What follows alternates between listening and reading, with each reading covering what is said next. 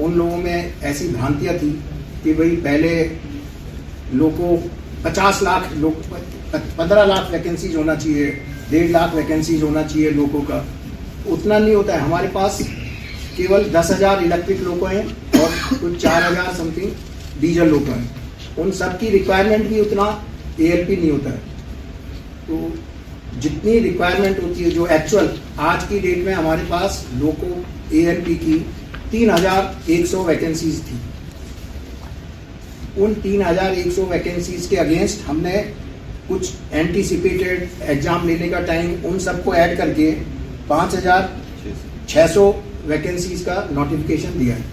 और उस नोटिफिकेशन में ये लिखा होता है कि जब एग्जाम होगा, पैनल बनेगा, अगर उस समय रेलवे की रिक्वायरमेंट बढ़ जाएगी और ज़्यादा ज़रूरत होगी तो उसको ज़्यादा बढ़ा के ले सकते हैं, जैसा कि पहले भी करते रहे।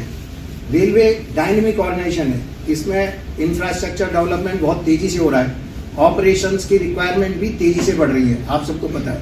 इसलिए रिक्वायरमेंट भी उसी के हिसाब से हर साल असेस करके एक्चुअल रिक्वायरमेंट के हिसाब से हर साल भर्तियां करने का प्लानिंग किया गया, जो रेलवे के लिए और अपने बच्चों के लिए, दोनों के लिए ही विन विन सिचुएशन और अच्छा रहेगा।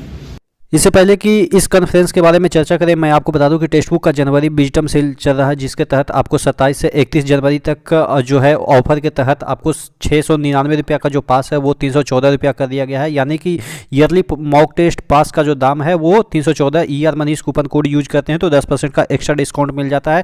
अब चूंकि वैकेंसी नियमित रूप से आएंगे तो आप जल्दी से खरीद लीजिए, क्योंकि रेलवे के तमाम वैकेंसियाँ और SSC के या डिफेंस के तमाम, दिल्ली पुलिस के तमाम वैकेंसियाँ आ रही है। और उसके बाद आप मॉक टेस्ट लगाएंगे तो डिफरेंट प्लेटफॉर्म पे आपको जाने की आवश्यकता नहीं है। एक ही प्लेटफॉर्म पे आप सभी तरह के मॉक टेस्ट लगा सकते हैं। यहाँ पे नंबर ऑफ कैंडिडेट भी ज़्यादा है, तकरीबन 10 लाख प्लस एक्टिव यूजर है, जिससे कि आपको एक्चुअल जो अपने स्ट्रेंथ का जो लेवल है वो पता चल जाएगा। इसका डिटेल सॉल्यूशन भी रहता है अच्छे तरीके से कंपाइल। तो नीचे डिस्क्रिप्शन बॉक्स में इसका लिंक दिया हुआ है, जाके जल्दी से इस ऑफर को ग्रैब कर लीजिए और अपना जो स्टडी है उसको बूस्ट कीजिए।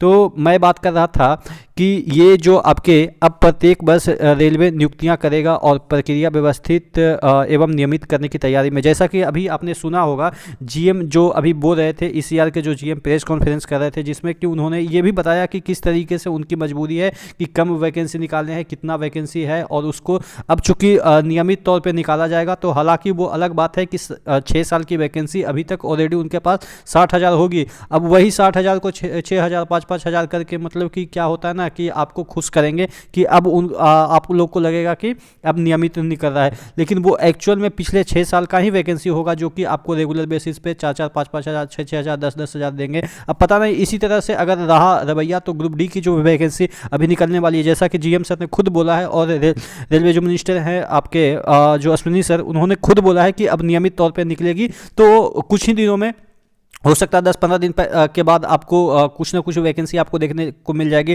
टेक्नीशियन में ग्रुप डी में कम से कम अच्छी खासी वैकेंसी होनी चाहिए, 20,000 प्लस तो मिनिमम, अगर आप रेगुलर देंगे तो 20,000 प्लस तो मिनिमम होनी चाहिए, क्योंकि आप 6 साल से वेट कर रहे हैं तो 6 साल में तकरीबन 2 लाख तो ग्रुप डी के ही हो जाते हैं। तो कम से कम 20-25 हज़ार तो मिनिमम प्लस होगा ही, लेकिन वो ITI बेस्ड होगा। कुछ वैकेंसी जो होंगे वो आपके 10th बेसिस पे होंगे, जो कि काफ़ी कम होंगे, चूँकि कम वैकेंसी ऑलरेडी निकाल रहे हैं ये लोग। NTPC की वैकेंसी आएगी और आपके जो है SSC की और JEE की भी वैकेंसी आएगी। आप क्या सोचते हैं कि जिस तरीके से ये लोग अभी बता रहे हैं कि अब वैकेंसी रेगुलर आएगी, आपके मन में क्या है, क्या ऐसा पॉसिबल है कि वैकेंसी रेगुलर आएगी? नीचे कमेंट बॉक्स में कमेंट करके जरूर बताइएगा।